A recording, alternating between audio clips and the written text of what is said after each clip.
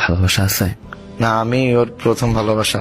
তবে শুনছি আপনি নাকি ওর পছন্দ করেন, তাই মাঝে মাঝে অনেক জ্বালাতন করেন, তাই রাগ হয়ে মেসেজ দিলাম।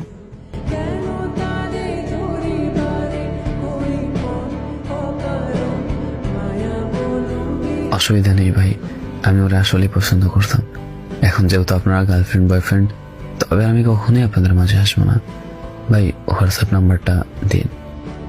সন্দেহটা তখনই হয়েছিল যখন অ্যাক্টিভ স্ট্যাটাস অফ ছিল তার। আরে বেড়ে মানুষ, তোরে বিয়ে করার টেনশনে দিনের পর দিন শুকিয়ে কাতর হয়ে যাচ্ছি, আর তুই অন্য ভাতার নিয়ে ঘুরতেছিস, মজা নিচ্ছিস।